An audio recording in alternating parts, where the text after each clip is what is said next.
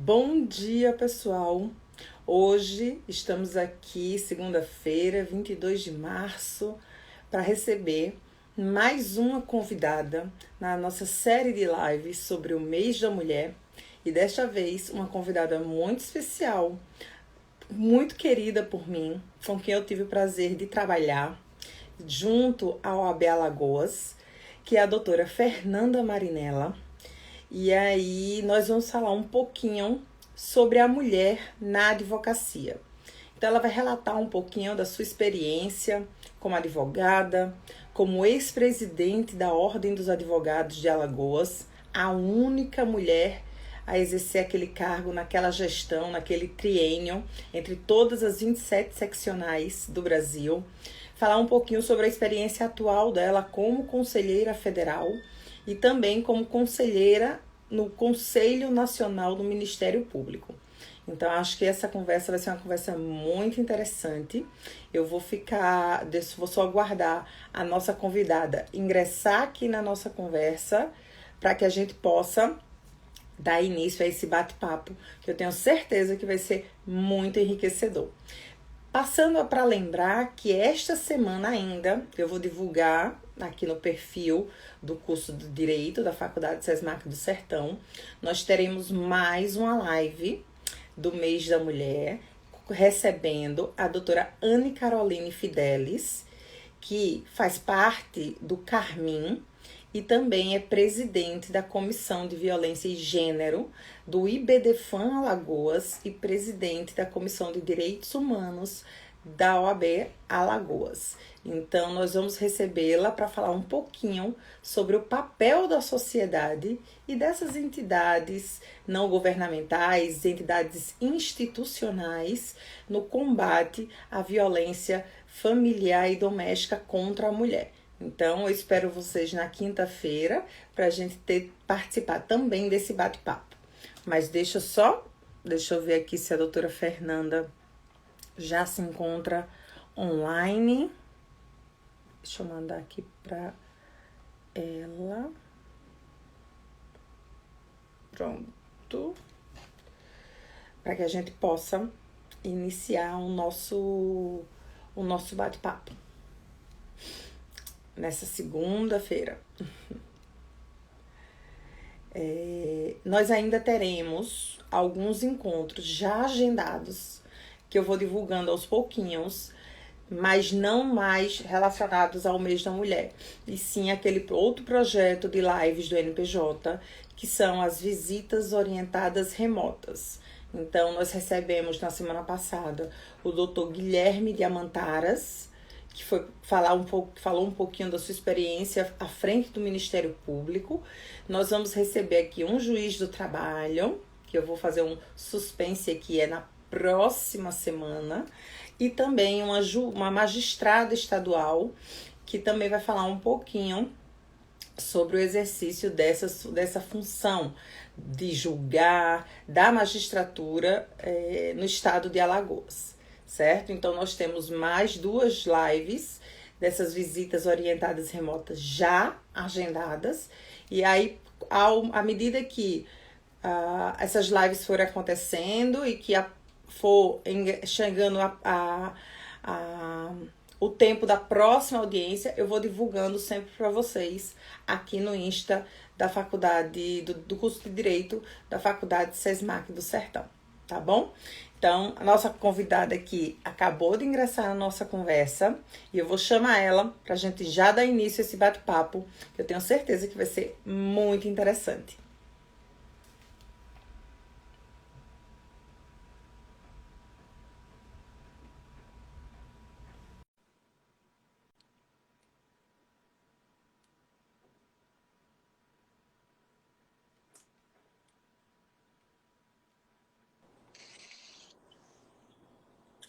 Bom dia! Bom dia! Ué, aqui não tá aparecendo direito, não, eu aqui, hein? Deixa eu ver se eu consigo pedir.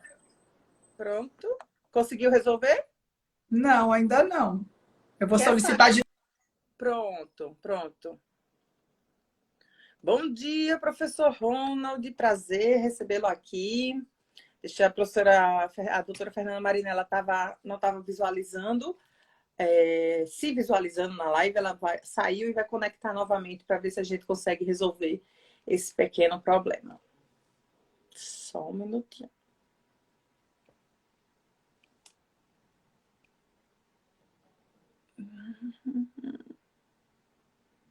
Deixa eu enviar a solicitação. Não, ela saiu da live mesmo.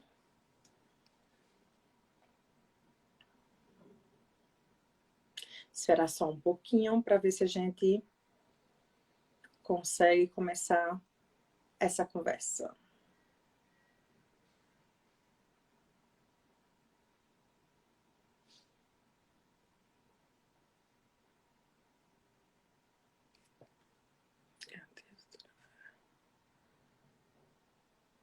Aqui.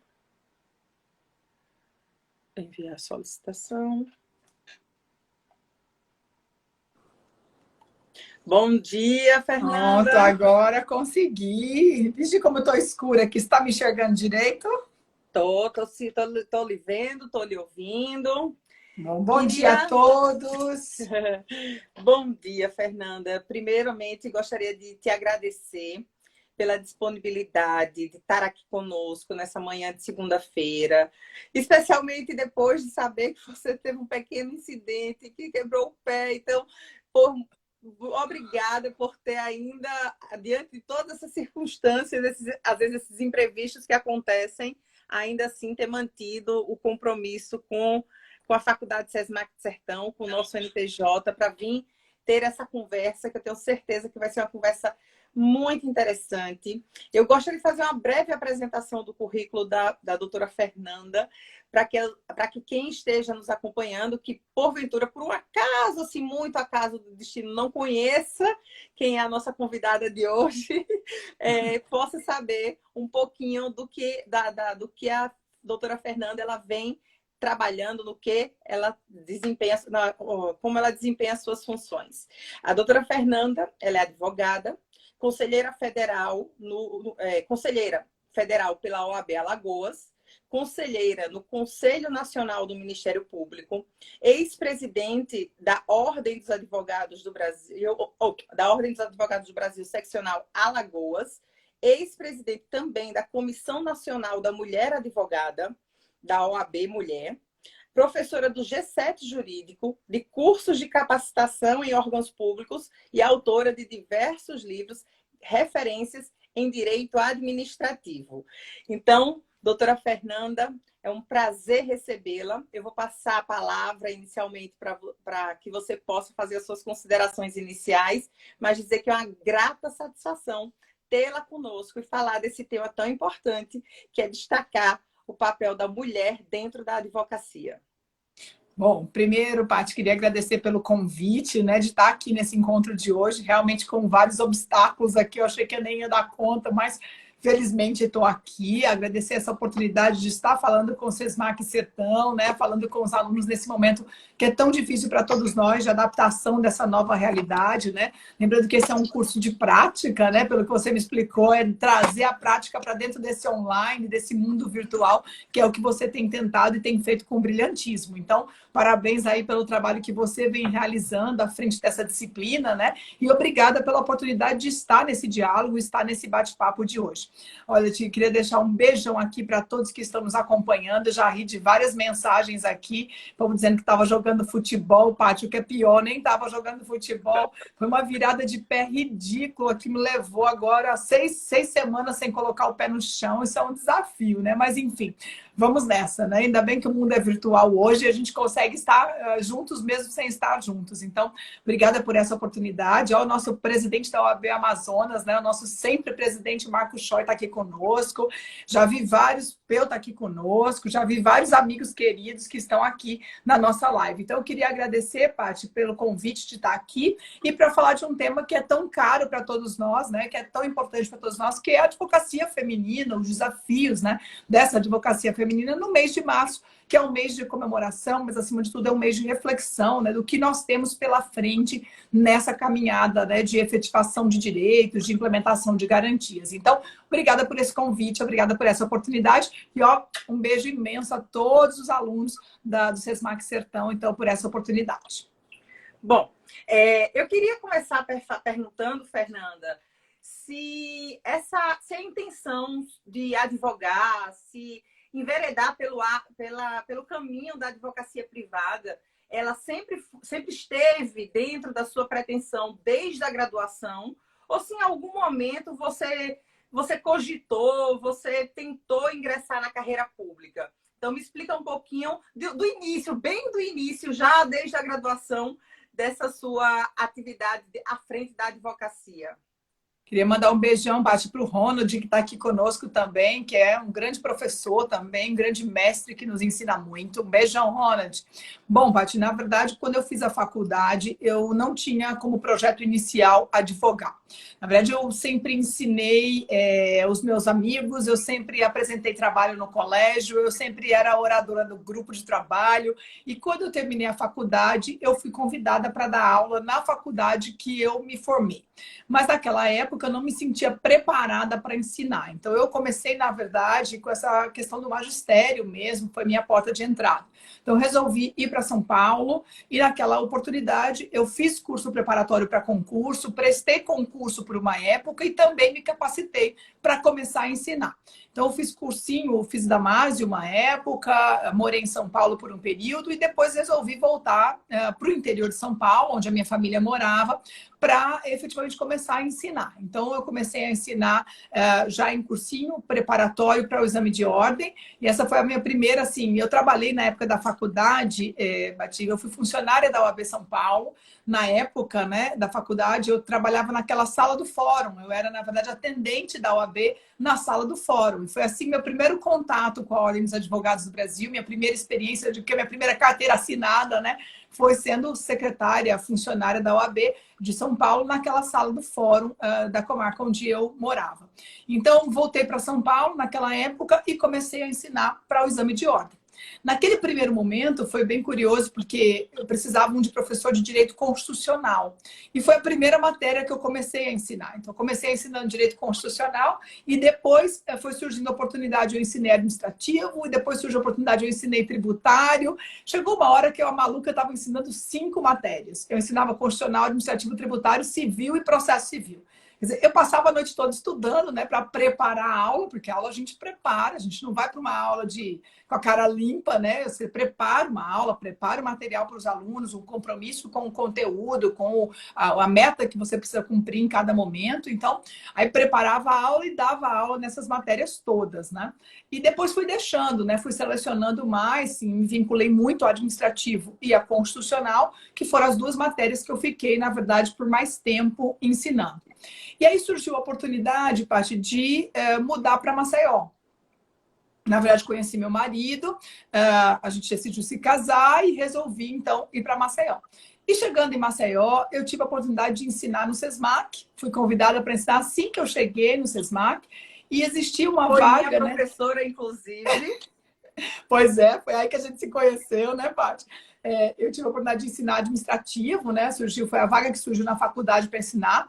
Então, eu comecei a ensinar administrativo. Em Maceió, eu acabei escolhendo ficar com administrativo só e fui deixando o constitucional, porque, na verdade, a gente tem muita dificuldade de se atualizar em muitas disciplinas, são muitas mudanças. E, no fim, para não correr risco, apesar de ser apaixonada também por constitucional, eu acabei ficando mais com direito administrativo. Foi onde eu escolhi, efetivamente, assim, a matéria e me vinculei mais para o administrativo e acabei deixando o constitucional.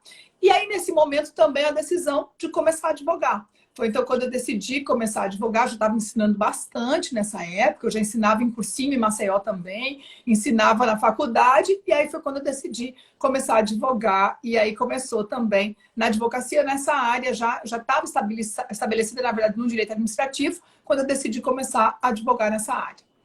Eu, na verdade, comecei um pouquinho diferente da maioria das pessoas, né? Eu comecei como professora, na verdade, e fui construindo aí esse conhecimento, na verdade.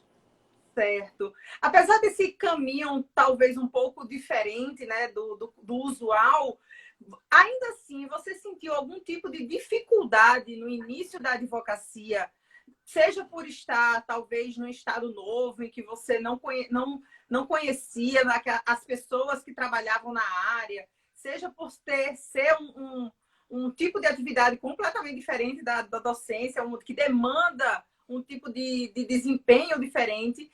E aí eu queria que você falasse um pouquinho sobre o início da tua advocacia e se enfrentou alguma dificuldade e quais foram essas dificuldades. A primeira dica que eu dou, Paty, nesse assunto é efetivamente compreender a organização judiciária do estado onde você vai atuar. Eu acho que essa é a primeira dica. Eu, como trabalhei muito tempo no fórum e eu aproveitava, eu era secretária da OAB, mas eu aproveitava para estudar a organização, como se peticionava, onde peticionava, e aproveitava o vocabulário, né, do meu trabalho para consolidar mais conhecimento. Então, eu conhecia bem a organização judiciária daquele estado em que eu estava. Mas quando eu cheguei em Alagoas, a organização era bem diferente, né?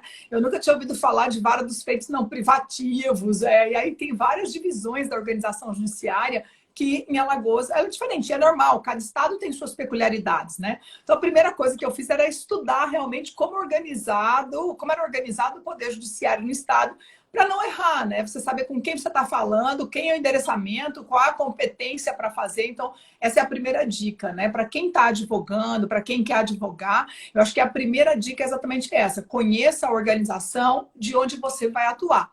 E aqui eu aproveito, Paty, eu atuo muito na advocacia administrativa e atuo muito nos órgãos administrativos. E aí já deixo outra dica, né? Para quem tem interesse em advogar nessa área, é muito importante compreender a organização do órgão que você vai atuar, né? Quem são os membros que compõem aquele colegiado? Quem vai julgar aquele seu pedido, aquele seu processo? Então, conhecer a organização é muito importante. Seja no Poder Judiciário, para quem atua na via judicial, seja na via administrativa, para quem decide atuar na via administrativa.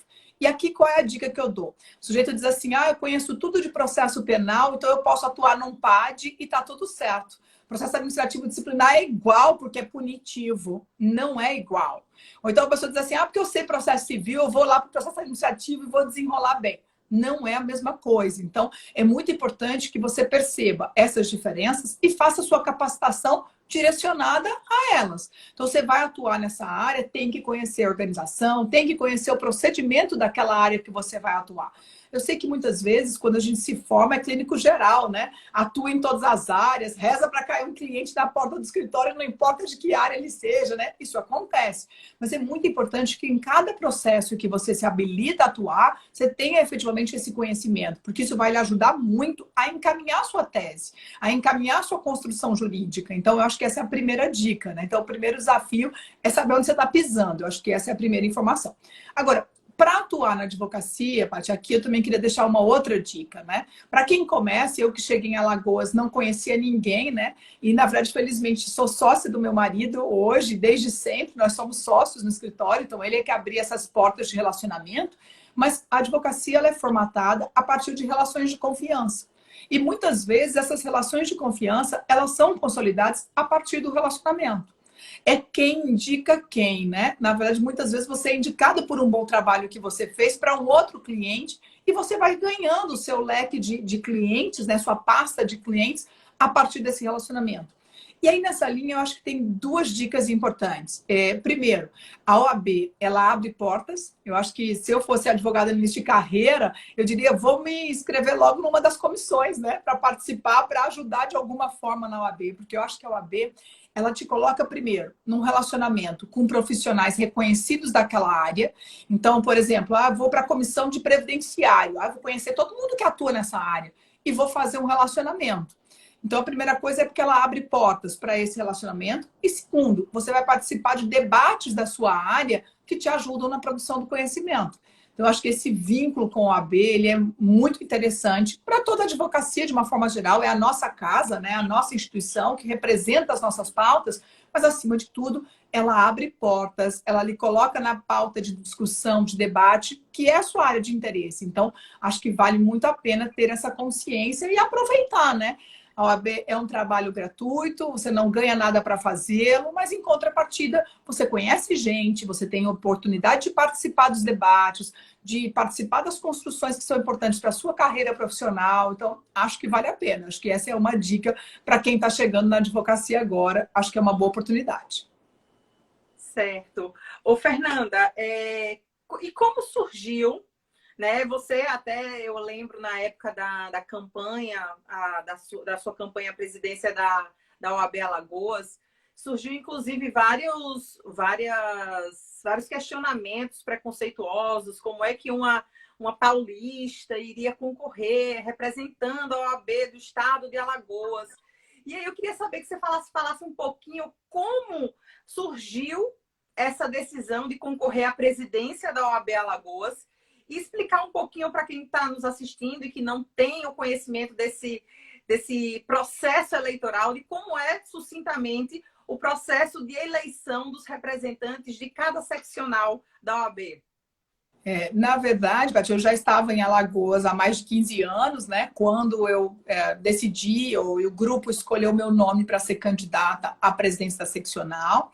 Eu já participava da OAB nos anos anteriores, eu tive a oportunidade de ser conselheira federal. Antes de ser candidata a presidente da seccional, eu tive a oportunidade de ser conselheira federal, tive a oportunidade de ser presidente da Comissão Nacional da Mulher Advogada, antes de ser presidente da seccional.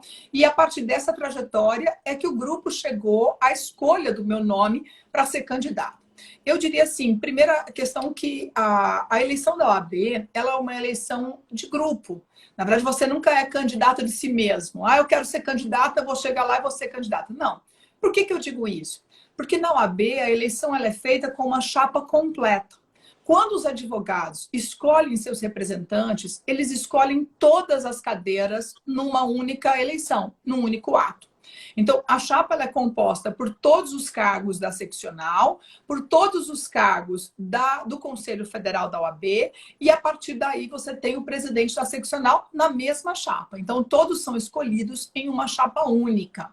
Não que a eleição, e muitos dizem assim, porque a eleição não é direta para escolher conselheiros federais. Claro que a eleição é direta. A eleição é direta a partir de uma chapa única, uma chapa composta com todos os cargos, única não, porque tem eleição, são várias chapas, mas é uma chapa composta por todos os cargos, em que você vai escolher, então, os representantes de Alagoas na bancada federal, no conselho seccional, na diretoria da seccional, também na Caixa de Assistência dos Advogados. Eu não sei se todos aqui conhecem, né, o funcionamento. Eu sempre brinco que a OAB ela é igual um corpo humano, né? Ela tem a cabeça, que é a seccional, o corpo central, mas ela é composta por dois grandes braços, né? Um que é a Caixa de Assistência, que tem esse apoio assistencial à advocacia, e o outro que é a Escola Superior de Advocacia, que tem como foco, como objetivo, a capacitação dos advogados. Afinal de contas, nós advogados somos eternos estudantes, né? Nós não podemos parar de estudar nunca. Então, a ESA tem esse papel. E a gente tem as comissões que compõem o corpo de toda a instituição, né? De toda a OAB, que são as comissões por área de atuação. Então, cada presidente vai nomear as comissões aí de acordo com a área de atuação. E aí, então, veio, em 2015, então, a escolha do meu nome para ser candidata a presidente da seccional. Na verdade, assim, a escolha, o processo eleitoral é um processo eleitoral bastante, eu diria, desgastante. Não vou dizer que é um processo simples, não. É um processo bastante desgastante. É um processo, e infelizmente, às vezes a OAB, os nossos colegas mesmo perdem um pouco a mão, né, no trato com relação ao processo político, mas é um processo político de muita participação, tanto da advocacia quanto da sociedade. É interessante aqui, para te perceber, como que a OAB tem um papel importante na sociedade, e aí você verifica isso no processo político. No processo político, a sociedade toda participa da eleição da OAB. Não que ela vote, mas você tem sempre uma participação indireta, você tem alguém torcendo por alguém. Então, é muito interessante essa participação social, né, na eleição da ordem.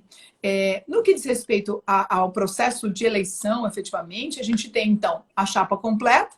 Aí fui candidata em 2015, fui eleita. é interessante falar um pouco desses números, né? Eu, naquela oportunidade, era a única mulher dos 27 estados a presidir uma seccional.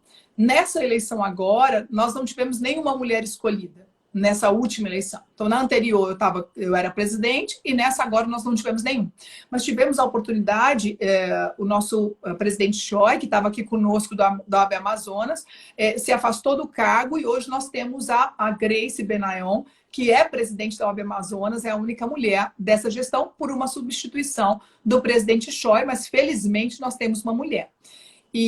Paty, é interessante perceber quanto as mulheres ainda precisam chegar nesses cargos de liderança, né? Nós temos a nossa instituição com 90 anos de história. Nos 90 anos de história, nós já tivemos nas seccionais todas, são 27 seccionais, aí você tem aí 3 anos de mandato em cada uma, nós tivemos mais de 700 mandatos.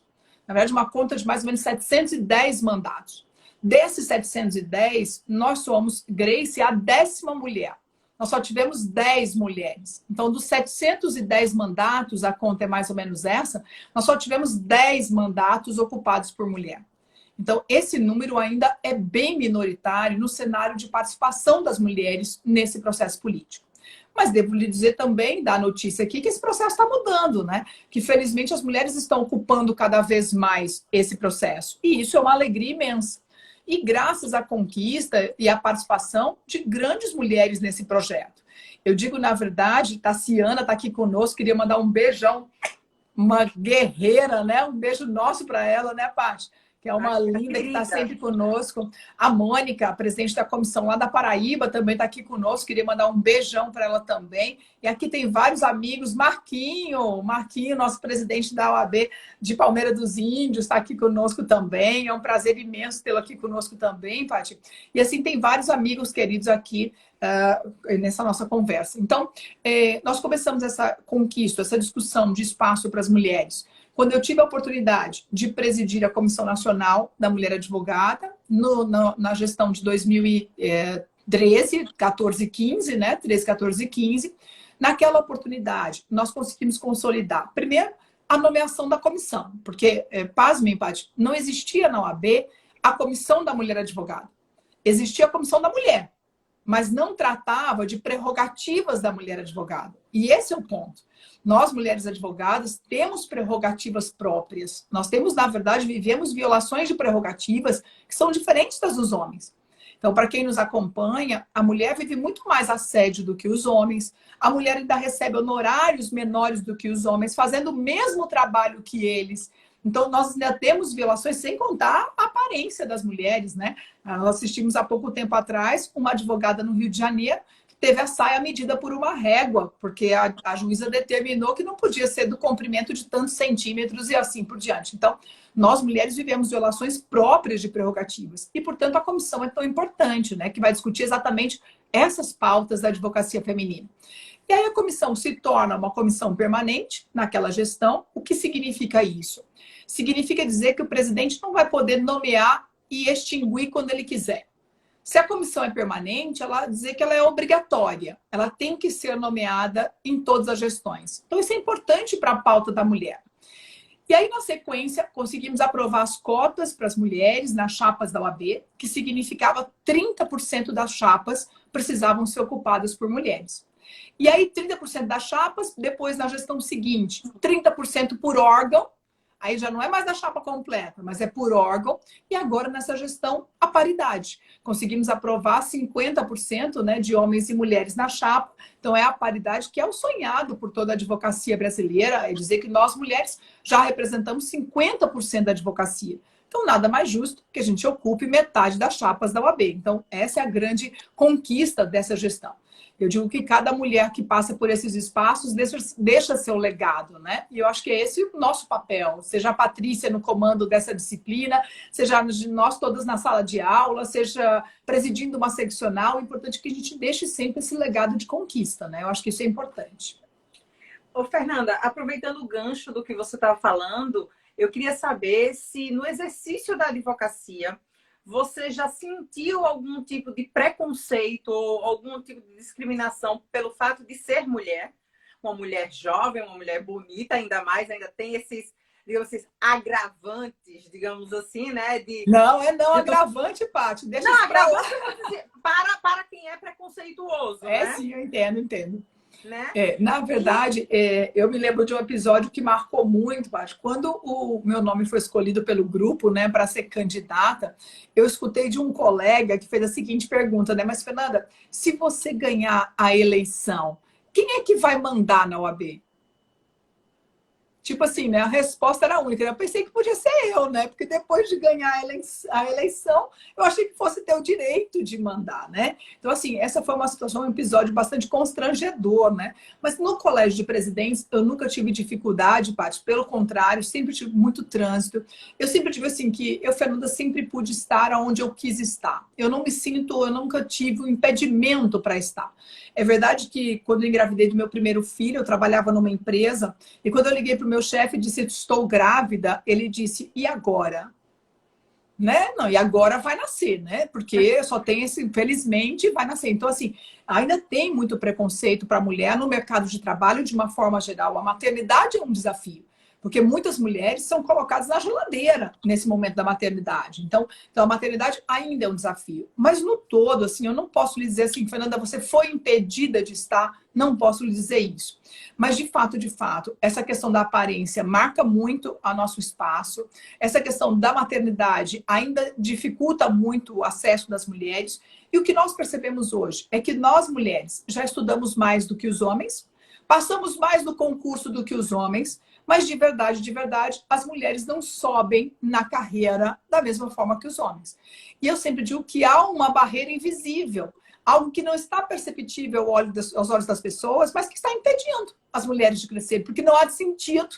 Se nós estudamos mais, se ascendemos e se passamos no concurso, por que chega um momento que a gente não sobe mais na carreira? Então, não há dúvida alguma. E aqui eu queria deixar assim para as meninas uma questão de que eu há pouco tempo me conscientizei disso, da importância do network na nossa vida. Né? Eu não sei se você tem essa impressão, Paty, que a maioria das mulheres, naquele horário livre, está com um monte de coisa de casa, de tarefa de casa, os filhos, a casa, a comida, a compra, a roupa, né? E acaba se sobrecarregando com tudo isso e não tem tempo para fazer network. Os meninos fazem muito. Eles jogam futebol, eles jogam tênis, eles vão para a mesa do bar, então eles fazem muito isso. E eu brinco sempre para dizer que a política no nosso país, seja a política partidária, seja a política de classe como a nossa, ela é discutida na mesa do bar. Ela é discutida nesses momentos. Então, na verdade, se nós não estamos presentes nesses momentos, muitas vezes nós somos esquecidas. Não é dizer que eles não queiram que nós estejamos lá. Não é isso. Eu não quero acreditar que os homens nos riscam da lista. Não é isso. O que, na verdade, acontece muitas vezes é que nós não estamos nesse debate, nós não estamos nessa discussão.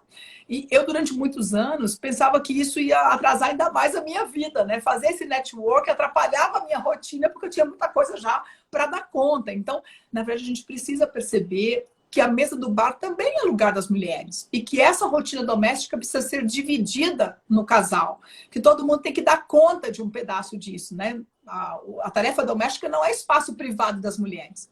E aqui a segunda dica, né? Então, fazer network é fundamental. E a segunda dica é delegar. Delegar.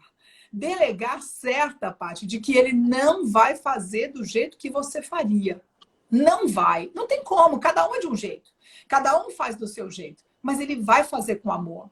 Então, eu acho que é isso que nós precisamos aprender. Então, o marido vai trocar a fralda? Vai. Vai trocar igual você trocaria? Não. Mas ele vai fazer com amor. Vai dar certo. Não vai ficar perfeito do jeito que você acha que deveria ser. Então, eu acho que é muito importante isso, a gente perceber que nós temos que delegar e temos que delegar consciente de que não vai ser igual, mas vai ser bom, vai dar certo, entendeu? Então, eu acho que isso é muito bom. E aí, o network tem que colocar na nossa lista, né? Então, se for a cerveja de sexta-feira, vai ser a cerveja de sexta-feira. Se for o chá, se for o vôlei, se for o basquete, não interessa, entendeu? Nós temos que ter esse momento. E até para advocacia, sabe, Paty? Assim, porque lá vem um sujeito e conta assim, não, porque eu estou tentando uma licença para construir, não consigo. Aí você escuta aquela história, advoga nessa área, diz, não, mas eu te ajudo. Quer dizer, você já conseguiu um trabalho ali, a partir daquele relacionamento. Então, assim, são situações que surgem a partir do network e que vão te ajudar na profissão de uma forma geral. Então, acho que é muito legal isso. Esses contatos, né? Essa rede de relacionamento, ela pode até não gerar efeitos imediatos, mas eu acho que é uma coisa que você vai conquistando aos poucos seu espaço, e fazendo contatos um aqui, outro ali. E aí isso vai lhe rendendo benefícios indiretos, porque isso vai trazer possíveis clientes, possíveis parcerias, que também é uma excelente forma de advogar. Muitas vezes você tem, ou você ou o outro tem um cliente que faz parte da sua cartela, que lhe traz demandas da sua área de atuação, mas vez ou outra esse cliente ele lhe traz uma demanda, se trabalha em administrativa, ele está com um problema no direito penal ou no direito eleitoral. E aí você não tem, ou não tem o conhecimento, ou não quer se aventurar nessa área, mas você também não quer não quer deixar de atender aquele cliente, dar um suporte àquele cliente que já faz parte da sua cartela. E aí a parceria é uma excelente maneira de você cultivar até uma via de mão dupla, porque hoje você está levando o cliente ao seu parceiro, amanhã o seu parceiro está trazendo o cliente e todo mundo ganha. E essa questão de você falou, que eu também acho muito importante pontuar, que eu sempre falo nas minhas aulas de Direito das Famílias. Como a gente fala tanto das conquistas da mulher dentro do mercado de trabalho, dentro da igualdade dentro da família, de ter voz dentro da família também, não só na sociedade, mas dentro da família. E às vezes eu sinto que a gente fala dessa sobrecarga de trabalho da mulher, mas a própria mulher, muitas vezes, ela se coloca nesse local de sobrecarga quando ela vê o marido, o pai, o companheiro como um mero colaborador na criação dos seus filhos. E é preciso a gente entender que se é igualdade de direitos, é igualdade de deveres também. E que ninguém nasce sabendo tudo. Inclusive, ninguém nasce sabendo cuidar dos filhos, criar os filhos. E isso tudo é um processo. Então, do mesmo jeito que a mulher vai aprender essas minúcias diárias da rotina dos filhos, da rotina doméstica, o homem é tão capaz quanto de desenvolver essas atividades. E é preciso a gente se livrar um pouquinho dessa ideia não é o mito do amor materno, que falam um pouco, né, que só a mulher pode fazer isso, ou só ela está preparada, porque seria uma capacidade inata, inerente à própria condição de mulher. E, na verdade, eu defendo nas minhas aulas sempre que, tirando o processo de gestação, amamentação, todas as outras funções de criação, educação dos filhos, elas podem ser completamente desempenhadas pelo pai, pelo companheiro, pelo marido. Então, esse processo de saber delegar também e saber reconhecer que também a mulher acaba tendo uma certa parcela de culpa nessa sobrecarga que lhe impede, muitas vezes, de alcançar melhores resultados dentro da sua profissão, também faz parte de um processo de conscientização e de modificação cultural desse papel da mulher dentro da família, do papel do homem dentro da família, para que a mulher ela possa também ter o tempo necessário para desempenhar o seu papel dentro da sua profissão, dentro da sua classe, e ter uma melhor possibilidade, oportunidade de ascender dentro do exercício da sua atividade. Eu acho que isso é fundamental, Mati. Acho que a Mônica foi muito feliz quando disse assim aqui pra gente, ó. A gente exige demais e isso acaba desmotivando essa colaboração, né? Muitas vezes é isso que acontece mesmo. Mas eu me lembro, Paty, sempre viajando muito, né? E aí eu me lembro, quando chegava na escola, depois de uma viagem dessas, a professora dizia assim pra mim, você estava viajando, né? Aí eu disse, ai meu Deus, o que foi que aconteceu, né? Aí isso que aconteceu, ela contava, não, é porque ele veio com um tênis de cada cor, outro dia ele veio com a camisa do lado do avesso. Eu disse, mas enfim, ele veio, né? Ele estava aqui, ele veio, então deu tudo certo, entendeu? Na medida do possível, deu tudo certo. Então é isso que a gente precisa acreditar que a nossa verdade não é a única, né? O nosso caminho não é o caminho certo. Talvez a gente acredite demais nisso e precisa dividir, partilhar mais esse papel. Então, eu acho indispensável a gente se recolocar. Eu acho que isso é fundamental. Somos nós que precisamos também nos recolocar nessa tarefa, nessa divisão de responsabilidades, né? Acho que faz parte da nossa responsabilidade também nesse contexto de família. Ô, Fernanda, aproveita e explica um pouco para a gente qual o papel de um presidente seccional da OAB Alagoas. E hoje, como conselheira federal, quais são as atribuições que diferem? O que né, pode dizer assim, qual seria mais ou menos o seu papel à frente da OAB Alagoas como presidente? E hoje, o que você faz? Qual é o trabalho que você desempenha à frente, fazendo parte, né, do grupo que compõe o Conselho Federal representando a OAB Alagoas? Eu diria, Paty, que a OAB tem um sistema muito organizado, um sistema muito integrado, inclusive de competências, né? Então, se a gente puder pensar na organização política administrativa do nosso país, no comando do país, nós temos lá os órgãos federais, né, que cuidam das matérias de competência federal. Depois nós temos os governadores, os órgãos estaduais e a competência estadual. E nós temos o âmbito municipal e a competência municipal. Da mesma maneira, funciona a OAB. No âmbito federal, você tem o Conselho Federal. O Conselho Federal são os conselheiros que são eleitos pelos estados de forma direta, que compõem o Conselho Federal da OAB. A presidência do Conselho Federal da OAB, ela é escolhida assim como a mesa do Senado e a mesa da Câmara. Na mesa do Senado, os senadores de cada estado, que são eleitos de forma direta, escolhem quem vai compor a presidência do Senado Federal. É a mesma coisa no Conselho Federal. O Conselho Federal tem muito parecido, tem muitas características parecidas com o Senado Federal. Por quê? São 3 representantes de cada estado que compõem o Conselho Federal com 81 membros. Esses 81 membros vão escolher os 5 diretores que compõem como se fosse a mesa diretora do Senado Federal ou a diretoria do Conselho Federal da OAB. Então, é assim que funciona. Em termos de competência, nós também temos a divisão. A matéria federal é de competência do Conselho Federal. As matérias estaduais são de competência do presidente da seccional com o Conselho Seccional. Que é interessante perceber que tanto o presidente do Conselho Federal quanto o presidente da seccional, eles são só presidentes de um colegiado. Na verdade, o presidente da seccional, ele preside o conselho seccional. Mas a tomada de decisão ela é feita pelo conselho seccional, assim como no âmbito federal, a tomada de decisão é feita pelo Conselho Federal. Então, na verdade, o conselho seccional, junto com o presidente desse conselho seccional, eles cuidam das matérias de competência do Estado. E no âmbito local, a gente tem também os nossos presidentes e diretores das subseções. O presidente da subseção, com sua diretoria, é mais ou menos um paralelo do âmbito municipal. Então, ele tem uma competência local e vai desenvolver essa competência de acordo com as necessidades locais. Então, o sistema da OAB é um sistema muito organizado em termos de competências. E cada uma dessas ordens vai ter a competência respectiva na sua área de atuação. Então, é muito interessante que, muitas vezes, assim, porque a seccional precisa se posicionar. Não, mas a matéria é federal. Se é matéria federal, o presidente da seccional não deveria fazer o desalinhado. Então, na verdade, é todo um alinhamento de um sistema muito bem organizado.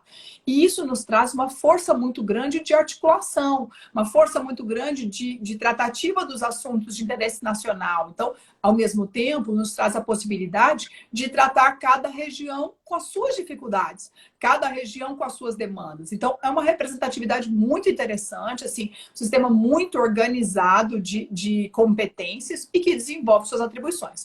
Na seccional, você está à frente, então, das demandas do Estado, das demandas presidindo o Conselho Seccional, e você faz de tudo, né, Paty? Porque você trata de assuntos diversos, né?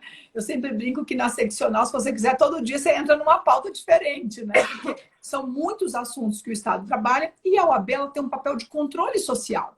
Ela tem um papel de comandar a classe, mas ela tem também um papel de ajuizar ações diretas de inconstitucionalidade, de ajuizar a DPF. Então, a OAB tem um papel de controle social muito importante. Então, na seccional, você atua em várias áreas. No Conselho Federal, a atuação, então, ela é feita através de competências, então, nacionais. O Conselho se reúne, lá a gente participa do plenário do Conselho Federal, hoje é a minha atuação no plenário do Conselho Federal, e você tem também 3 câmaras, para você entender. Cada uma com uma competência diferente. E você tem também o órgão especial, que decide competências, na verdade, dessas câmaras aqui. Então, são competências específicas no órgão especial.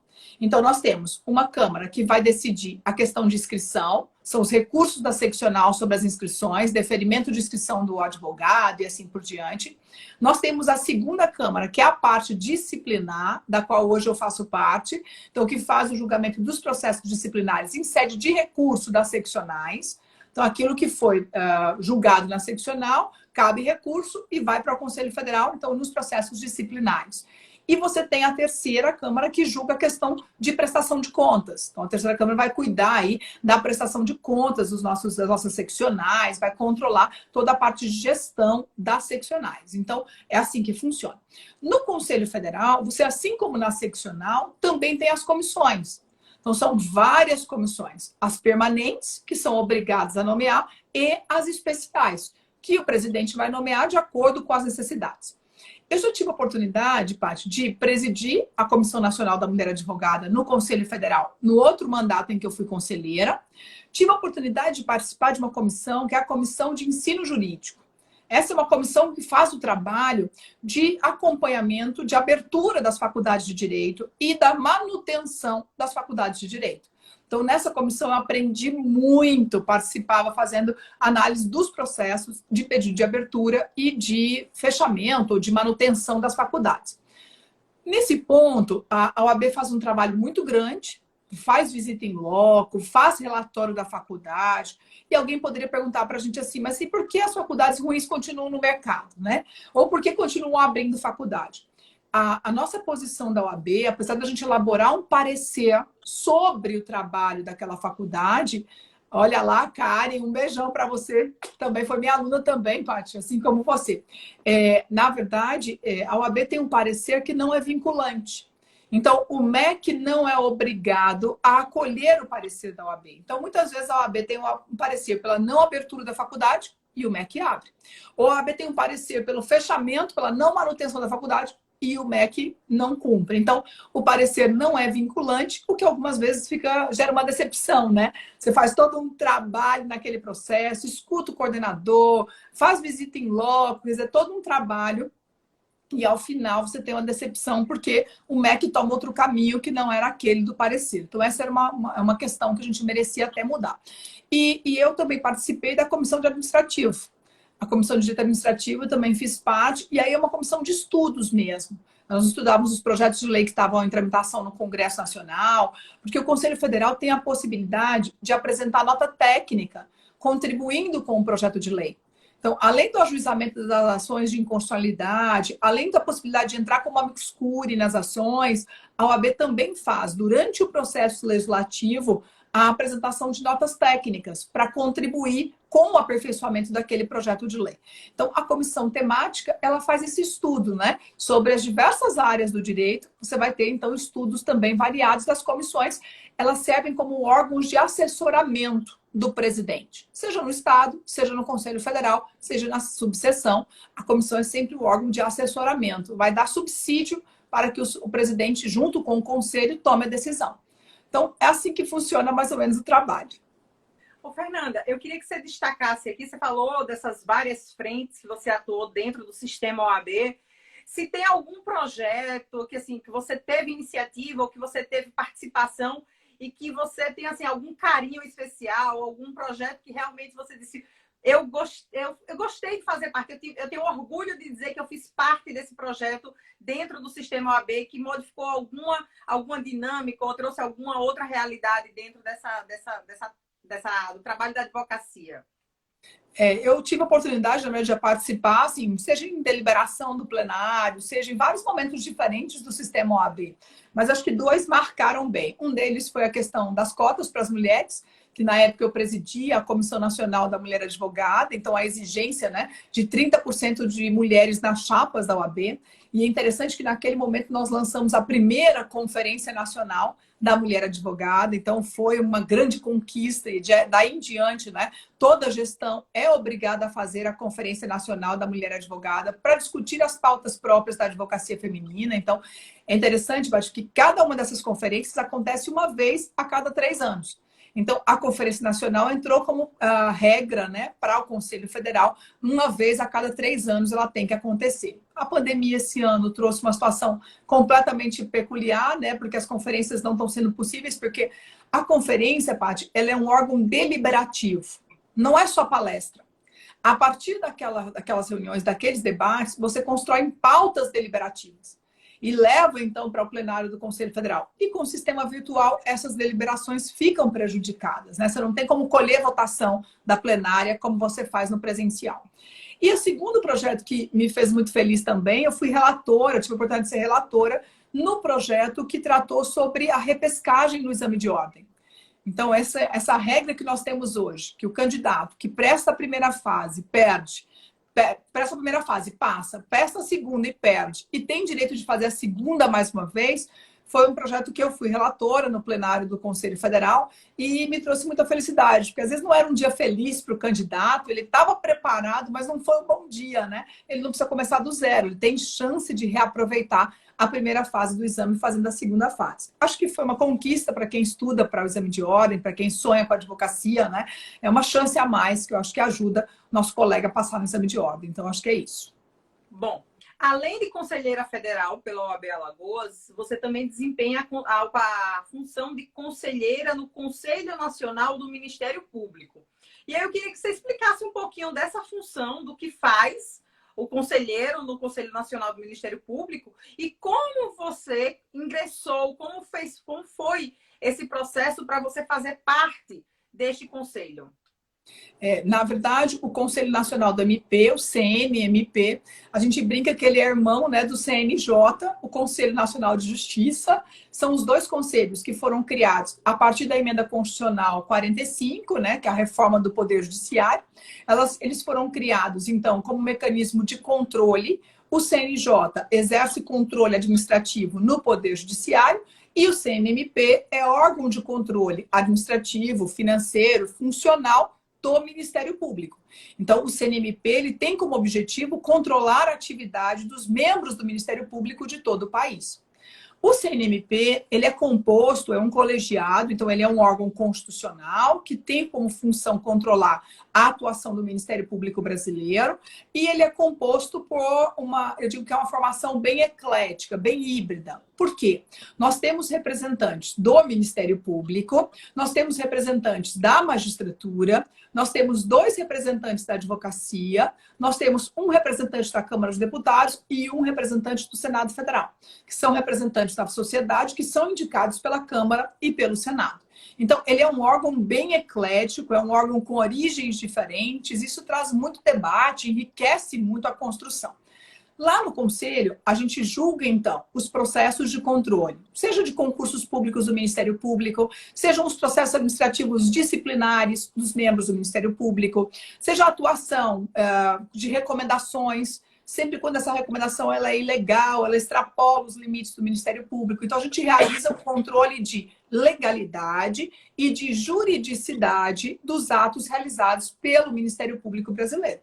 Então, é um órgão assim que tem uma competência bem abrangente, Paty. Ela tem, na verdade, nós temos vários instrumentos processuais para isso, né? Nós temos o processo de controle administrativo, que é uma ferramenta, nós temos o pedido de providências, que é outra ferramenta, nós temos lá a revisão disciplinar, que acontece quando um processo é julgado pela Corregedoria do Ministério Público do Estado, mas a pena não estava contento ou o processo não foi realizado da forma como deveria na regra legal, então o Conselho Nacional pode rever.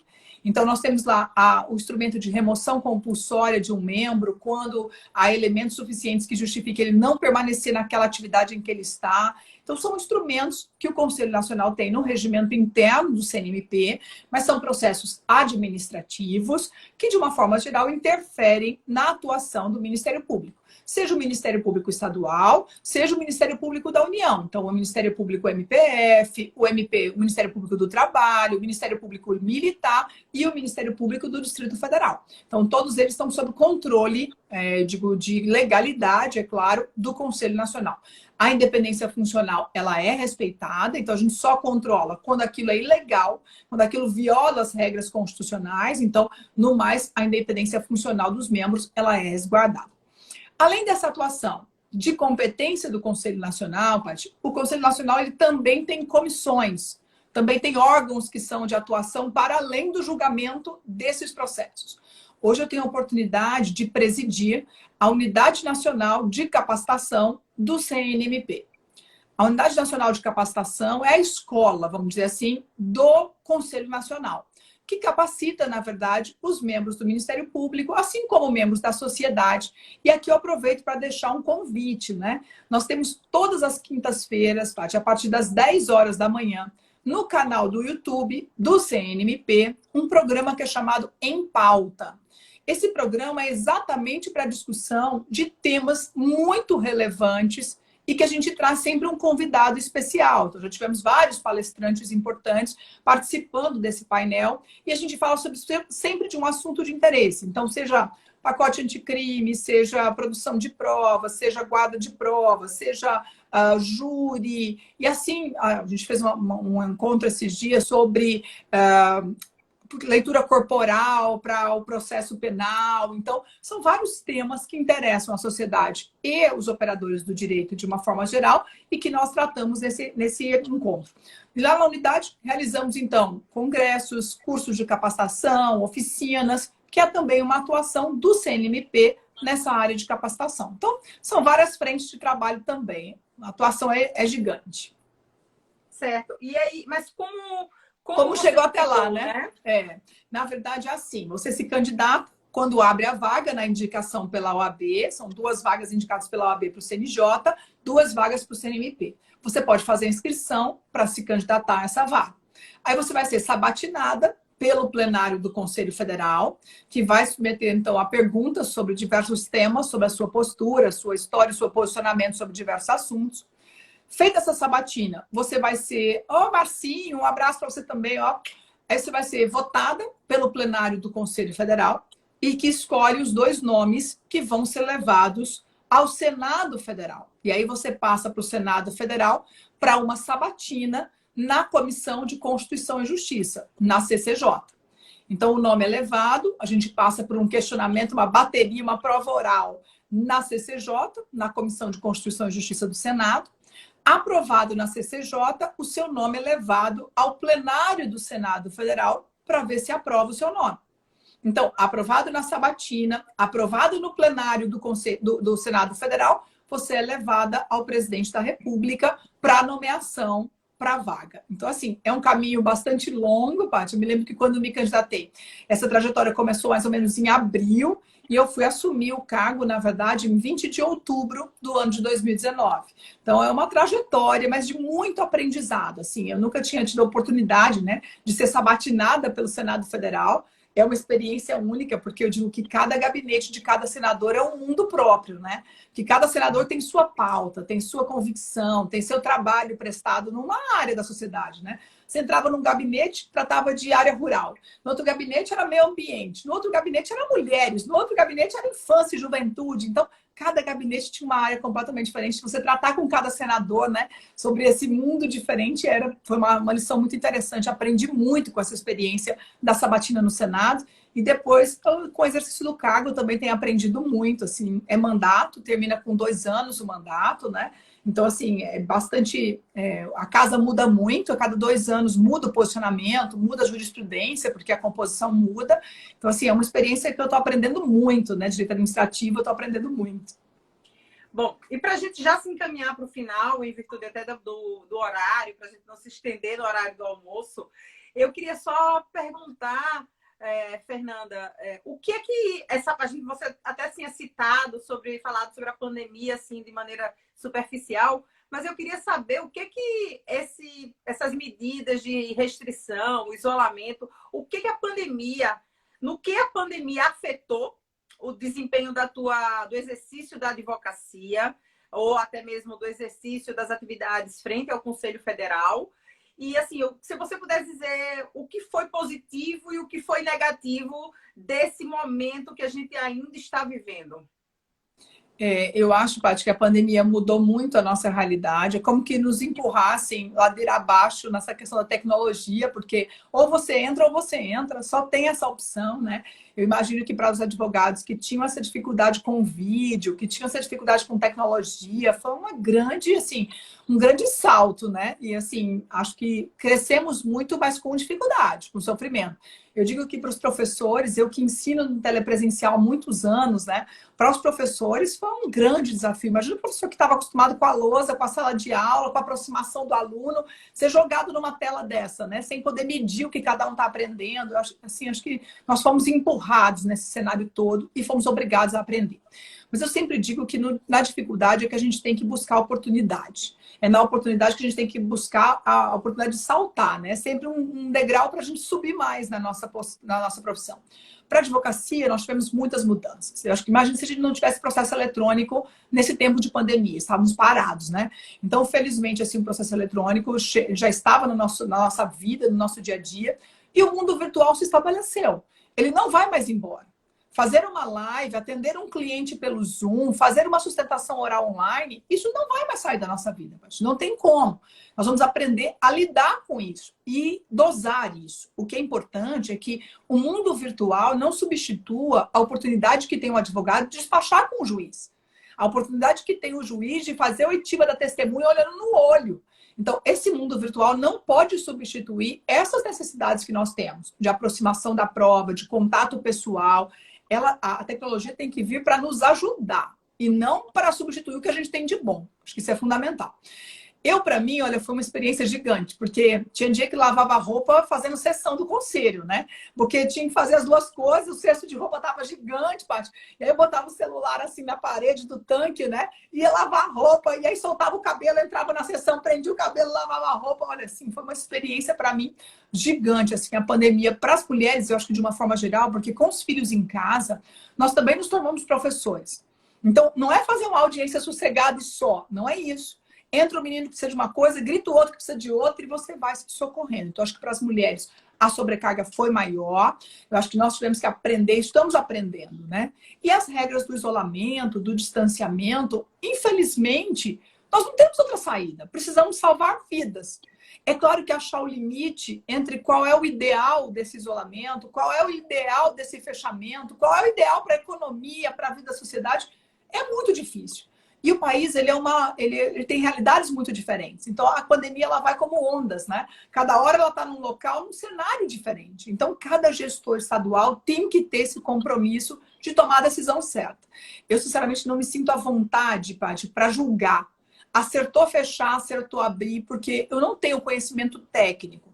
Porque tudo tem que ser baseado no número de leitos. Tudo tem que ser baseado na capacidade de saúde que eu tenho de suportar. Então, se eu não tenho leito, eu não posso deixar aberto. Eu acho que isso é muito óbvio, entendeu? Então, assim, é um equilíbrio entre a saúde que você presta e o povo que você precisa proteger. Então, eu não tenho capacidade para julgar se isso está certo ou está errado. Mas eu entendo que o gestor tem que ter esse conhecimento técnico para tomar essa decisão.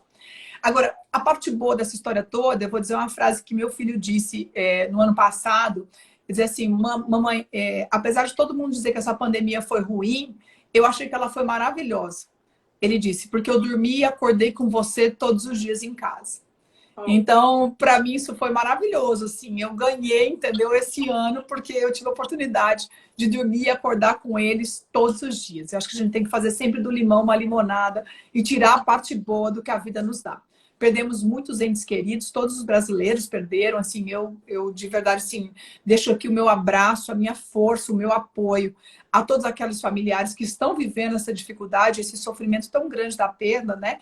Mas dizer que nós somos fortes e vamos superar tudo isso. Vamos tirar a parte boa dessa história e superar esse momento tão difícil, o mais breve possível. Eu quero ter direito de sorrir de novo sem máscara, ter direito de abraçar de novo sem ter medo, né? De contaminação. Eu acho que a gente precisa conseguir passar isso o mais rápido possível. Bom, Fernanda, eu acho que o nosso bate-papo foi melhor do que esperado, se é possível isso. Eu acho que foi muito esclarecedor, levantou pontos muito relevantes, especialmente sobre esse papel mesmo da mulher dentro da advocacia. Nós precisamos, e eu acho que a dica que você deu de inteirar, fazer parte do sistema OAB através das comissões, é uma porta, é um caminho para você também se posicionar dentro da advocacia, ter um lugar de maior destaque, de visibilidade, de ser ouvida. E é muito importante, não só, e aí a gente, nas reuniões, muitas vezes que a gente tem nos grupos sobre paridade, né, quando estava a pauta dessa discussão, uma coisa que eu sempre busco, sempre tento destacar, assim, enfatizar, é que não basta garantir paridade numérica, você ter uma 50% de composição feminina, se essas mulheres elas não ocuparem cargos de liderança. Então, você, enquanto ex-presidente da ordem, como uma mulher que já ocupou esse cargo de liderança, é que realmente pode falar da importância de não só ocupar o sistema, mas de ser uma voz dentro desse sistema, de estar realmente fazendo a diferença para que os pleitos especiais envolvendo todas essas prerrogativas da advocacia feminina ou da própria sociedade, da mulher dentro da sociedade, já que a OAB também desempenha esse papel social, ele é muito importante e a gente precisa. E aí fica o convite desde já para que as mulheres advogadas que estão acompanhando essa live, que vão assistir depois, porque ela vai ficar gravada, que elas procurem ocupar esse espaço de ter um ambiente para fazer com que a sua voz seja ouvida dentro da sua classe, dentro da sua profissão, para que a gente, somando esforços, somando lutas, a gente consiga cada vez mais trazer um ambiente mais favorável e mais respeitoso à mulher e à sua condição peculiar, porque a gente, apesar de falar, eu acho que o grande destaque do princípio da igualdade não é achar que todo mundo é igual, é saber que as pessoas elas têm as suas peculiaridades, as suas diferenças, e é tratar essas diferenças, como dizia, né, Rui Barbosa, é tratar os iguais igualmente, mas os desiguais na medida que eles se desigualam. E tem certas prerrogativas, e tem certos direitos, tem certas situações que a mulher experiencia, ela vivencia de maneira diferente, e a gente precisa ter esse olhar. E a mulher trazendo a sua experiência, a sua voz, é muito importante. Então, muito obrigada por ter disponibilizado o seu tempo, a sua boa vontade, a sua experiência para comprar essa conversa que nós tivemos hoje. Eu vou passar a palavra para você fazer as suas considerações finais. Bom, Paty, em primeiro lugar, queria agradecer, né? Primeiro o convite de estar aqui, depois a sua amizade, a sua gratidão, sua caminhada conosco nesse processo todo, né? Na verdade, Paty sempre esteve conosco assim nessa caminhada na presidência da seccional, sempre dando sua contribuição, né? E continua sempre contribuindo com a OAB, com a advocacia. Então, Paty, obrigada pela sua oportunidade, obrigada pelo carinho com que me recebeu aqui, pelo convite de hoje. Dizer que eu estou sempre à disposição, tem vários queridos aqui mandando beijo, queria mandar um beijo para o Marcinho, para a Flora, o Joseph, tem um monte de gente aqui mandando beijinho, queria mandar um beijo para todos, e obrigada pelo carinho, né? Fico muito feliz de estar nesse encontro, e eu acho que é isso mesmo, nós precisamos ocupar espaços não pelo fato de sermos mulher, mas porque nós representamos lideranças, porque nós representamos parte da advocacia e temos direito a ter voz. Nós não queremos dominar o mundo para nós. O que nós queremos é dominar o mundo para dividir com os outros, mas de forma igualitária, né, Paty? O que a gente precisa, na verdade, é ter direito de participar da escolha das políticas públicas.